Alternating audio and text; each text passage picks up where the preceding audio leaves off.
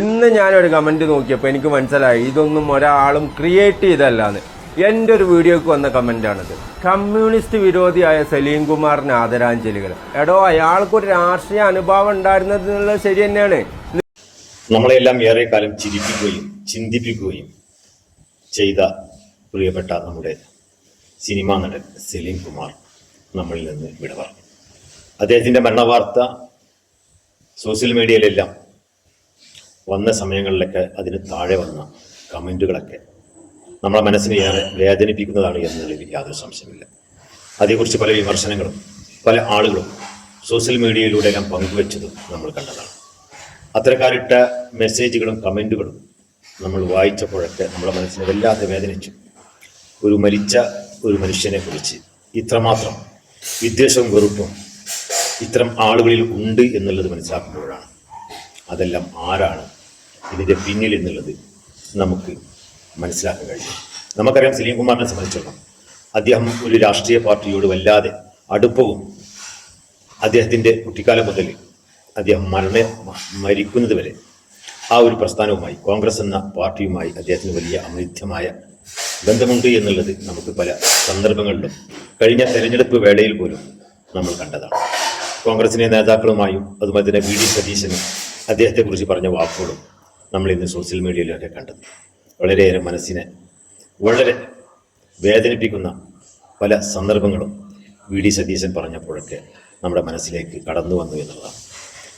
അദ്ദേഹത്തെ സംബന്ധിച്ചിടത്തോളം, സലീം കുമാർ എന്ന് പറയുന്ന സിനിമാ നടനെ സംബന്ധിച്ചിടത്തോളം അദ്ദേഹം സിനിമാ ലോകത്ത് മാത്രമല്ല, ജനങ്ങൾക്കിടയിലും അതുപോലെ തന്നെ ജനങ്ങളാൽ തിരഞ്ഞെടുക്കപ്പെട്ട ജനപ്രതിനിധികളോടും അദ്ദേഹത്തിനുള്ള അടുപ്പവും സ്നേഹവും അദ്ദേഹത്തിൻ്റെ അവരുമായിട്ടുള്ള വാത്സല്യവും നമ്മളെല്ലാം കണ്ടതാണ്. എല്ലാ നേതാക്കന്മാരുമായിട്ടും, പ്രത്യേകിച്ച് മുസ്ലിം ലീഗിൻ്റെ പല നേതാക്കന്മാരുമായും അദ്ദേഹത്തിനുള്ള അമേധ്യമായ ബന്ധം നമ്മളൊക്കെ മനസ്സിനെ വല്ലാതെ സന്തോഷിപ്പിച്ചിട്ടുണ്ട് എന്നുള്ളത്. അതുകൊണ്ട് തന്നെ അദ്ദേഹത്തിൻ്റെ വിയോഗത്തിൽ നമുക്ക് ഓരോ ആളുകളെ സംബന്ധിച്ചിടത്തോളം, പ്രത്യേകിച്ച് മുസ്ലിം ലീഗിൻ്റെ പ്രവർത്തകരെ സംബന്ധിച്ചിടത്തോളം ഒക്കെ വളരെയേറെ വേദനയുണ്ടാക്കി എന്നുള്ളത് പറയാതിരിക്കാൻ വയ്യ. എന്തുകൊണ്ട് അദ്ദേഹം മരണശേഷം വേട്ടയാടപ്പെട്ടു എന്നുള്ളത് നമ്മൾ പരിശോധിക്കുമ്പോഴാണ് ചില കാര്യങ്ങളൊക്കെ നമുക്ക് ഇപ്പോൾ ബോധ്യമാണ്. അദ്ദേഹം നമ്മുടെ KM ഷാജിയെ കുറിച്ച് അദ്ദേഹം പറഞ്ഞ ഒരു വീഡിയോ, സത്യത്തിൽ KM ഷാജി എന്ന് പറയുന്ന ആ ഇന്നത്തെ മന്ത്രിയെ വളരെയേറെ വെറുക്കുകയും അദ്ദേഹത്തോട് വിദ്വേഷം വെച്ച് പുലർത്തുകയും ചെയ്യുന്ന ആളുകൾ ആരാണോ അവർ തന്നെയാണ് അദ്ദേഹത്തിൻ്റെ ആ റിപ്പോർട്ട് ചെയ്തപ്പോൾ അതിന് താഴെ വന്ന് കമൻ്റ് ഇട്ടത് എന്നുള്ളത് നമുക്ക് കാണാൻ കഴിയും. കാരണം KM ഷാജി എന്ന് പറയുന്ന നമ്മുടെ പ്രിയപ്പെട്ട നേതാവിനോട് ആർക്കാണോ വിദ്വേഷം വെറുപ്പും അവർ തന്നെയാണ്. അദ്ദേഹത്തിൻ്റെ സലീം കുമാർ എന്ന സിനിമാ നടൻ ഇത്തരം വ്യക്തികളോട് കാട്ടുന്ന ആ ഒരു വല്ലാത്തൊരു അടുപ്പവും സ്നേഹവും അദ്ദേഹത്തിൻ്റെ വാക്കുകളിലൂടെ തന്നെ നമുക്കൊന്ന് കേൾക്കാം. ഷാജി എനിക്ക് സഹോദര തുല്യനായ ഒരു മനുഷ്യനാണ്. സഹോദര തുല്യൻ എന്നല്ല, സഹോദരൻ തന്നെയാണ്.